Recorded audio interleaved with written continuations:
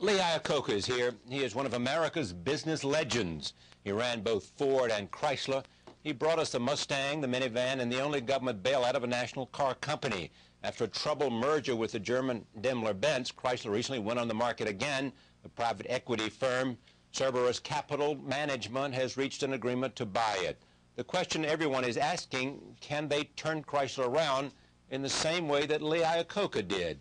He is also a successful author. His 1984 autobiography, Iacocca, was a worldwide bestseller. He's always been a straight talker, and that's what he does in this new book, Where Have All the Leaders Gone?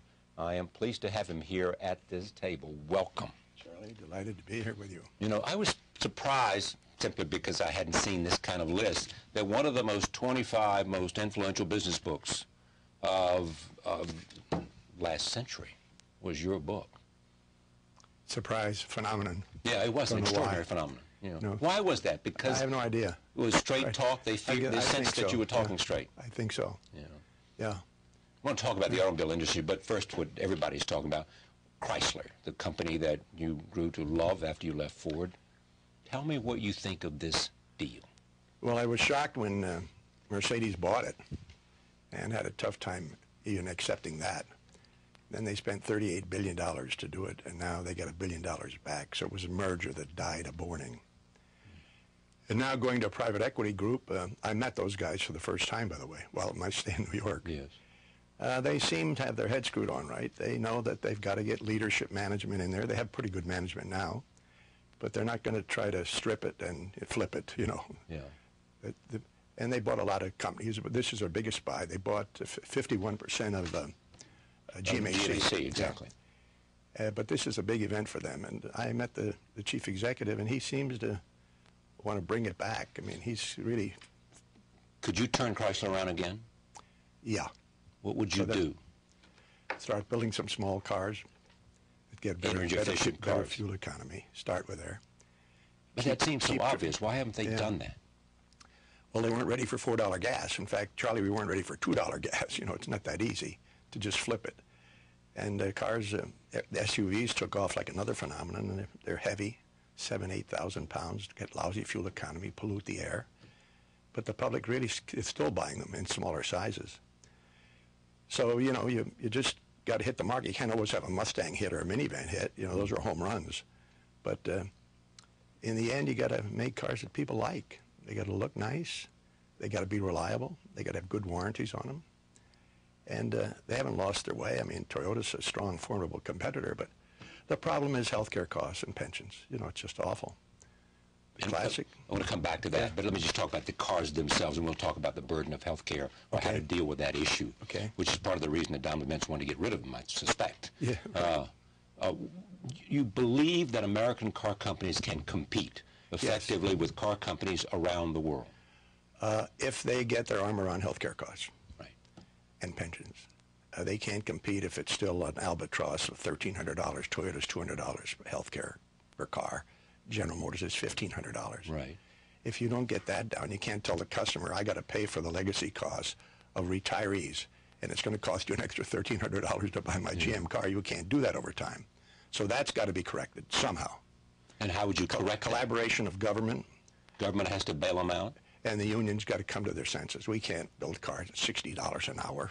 We just can't do it. So what do you say to the unions? You got to make what compromise? Yeah, they got to. In September, they come up for a big contract. They got to make some concessions. They have to. Concessions on what? What concessions would you ask them to make? Costs.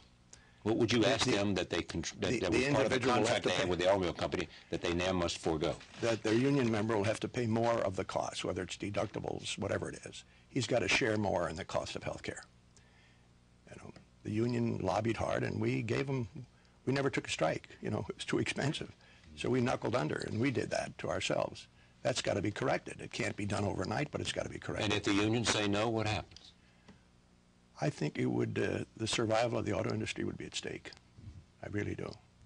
Is Toyota, which is now the world's largest automobile company. Yeah, they went by GM for a while, and they may stay there for a while. What is it they have done right beyond health care as a company? They came to the U.S., put a lot of money here, have no unions, by the way. Right. Their cost base is different. Right. So that's one thing, big thing. yeah. But Definitely. they designed cars that people wanted to buy. Well, not? yes, they did. But so did the other big three. They did do a great thing. They bet the farm really on these hybrids. Right. They built about not too many, 250,000 of them so far. But they have the reputation that they are good engineers and they build good cars. You can't take that away from them. Suppose Chrysler had understood the appeal of hybrids and fuel-efficient cars. Would it be a much more vital company today? Probably.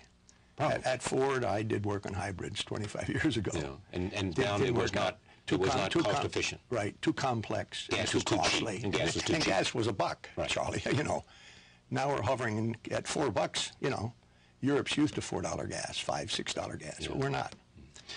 I happened to be in Boston, in Detroit last week, and you were quoted all over the place, and you were on the front page of the paper in terms of quotes from you. I was plugging my book. I tried to duck them, but I couldn't duck them all.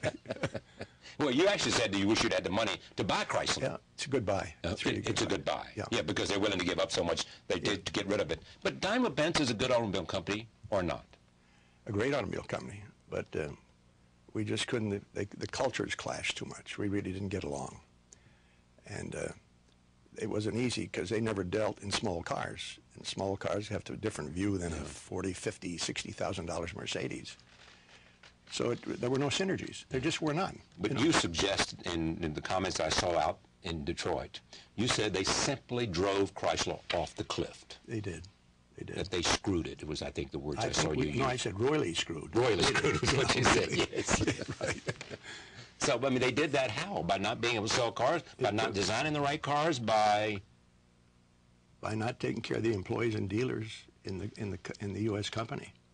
They just never got their act together. Seriously, they're a good company, but they were getting 1% of the company. When the deal came, I said we should have bought them. We were the guys making all the money. Yeah. Mercedes had the big reputation in Europe, but we were making the money, $1 billion a quarter at the time. We were a low-cost company, and they took it and didn't pay attention. Somebody didn't pay attention to it. Were you for or against the merger? Against, big time. Yeah. Robert Eden. They didn't ask me though. Robert Eden was in favor. Yeah. He was in favor. Yeah, he was in favor. He was the chairman then. I made him the chairman. He was your guy. He was my guy. I couldn't. Yeah, that was I always say it's one of the biggest mistakes I made in my life because why he wanted to get rid of this company that was the lowest cost producer in the world is defies logic to me. You're saying American automobile companies can never really compete unless they are able to deal with the health care issues. Flat out, it's everybody's mind. Health care costs 25 years ago. I was talking about this. I ran into Schultz, the head of Starbucks, just the other night. Howard Schultz. Howard. And I said, is it true what I put in the book about you? I said, healthcare costs now exceed your total buy of coffee beans in the world, the product. He said? He said, yeah, it's true. I said, well, join the club. When I saw years ago that at Chrysler, that Goodyear Tire had dropped to second place and U.S. Steel to third place, and who surpassed them 25 years ago? Blue Cross Blue Shield of Michigan was now our #1 supplier. So we were talking about this 25 years ago. We still haven't done much, by the way. But does that suggest that in the United States we fail to deal squarely with the problems that we're facing and that we know are coming? Because there are people raise serious questions now, friends of yours, about the federal budget and things that are coming down and the kinds of burden of structural costs we have. Oh, well, the trade deficit, the budget deficit is in the trillions, but the interest is $409 billion a year, just the interest bill on our deficit. And then Cheney says deficits, Reagan proved deficits don't matter. Over time, they matter. Yeah. You just kick it ahead to your kids and grandkids, you do. But right now, it's simple economics. Yeah. Yeah, you're paying, your interest bill alone on this multi-trillion-dollar debt is $409 billion a year that buys nothing except paying interest on past deeds. You were a strong supporter of George Bush in 2000. Yeah, not so strong. Campaign for him. Not so strong now, are you? No. What is your critique of the president? We've lost our way. I'm in the majority. 75% of the people think he's not doing right. We got off the track here. 80% of the nation thinks all of government is broken, including the Congress, even the new Congress included. And you think so, too? Yeah. What's broken about America in your judgment? Avoiding tough problems, just politics as usual. Not facing up to deficits and Right. surpluses and living beyond our means, and this is probably the Deficits in most federal trade affluent debt. 50 years in the history of the world that we've lived through, the baby boomers. And the baby boomers now are pushing 60, and they have kids that are, we forget this, that are 40, and grandkids that are 20, and that is the future. Those are the leaders of tomorrow. The baby boomers' kids. I hope they taught them well.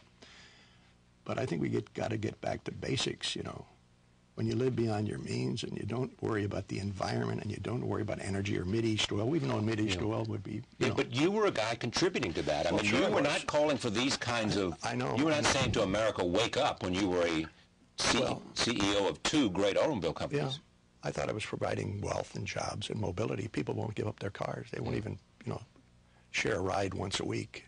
Nobody asks us to sacrifice. Yeah, tell me about the conversations in here about Tip O'Neill. You went to see Tip O'Neill and you Up said, in Cape Cod. some guys are trying to get me to run for president. And he said, for what? Typically Tip. I said, to the United States, come on, cut it out. He said, well, don't get carried away. He said, you're not cut out for it, You don't have the temperament. You don't have the You're temperament. used to giving You're orders used and to people in the morning, and by nightfall you either made money or you didn't make money, and your frustration would show immediately. And then he started that classic thing the first year. You'd be so frustrated. You have a heart attack. And if you got through that, I said, the second year, he said, you probably would be assassinated for pushing the envelope too far. I said, thanks for the tip, but, other than that, Mrs. Lincoln, how did you like the show? And so I gave the $12 million back to the people who had it. $12 million ready to run a Federal campaign. Election Commission said, you can't keep it, give it back, will you? No regrets? No regrets on that at all. You wanted to be ambassador to Italy. You love Italy. Yeah, but I have a place there. I put in the book. Bob Dole said, well, if you have a place in Tuscany, why don't you invite your own friends? If you're ambassador, you're going to invite all those Texas guys who gave money to Bush. They'll be driving you nuts visiting Italy. They like Rome and Florence and Yes, Venice. exactly. Like the food and the wine.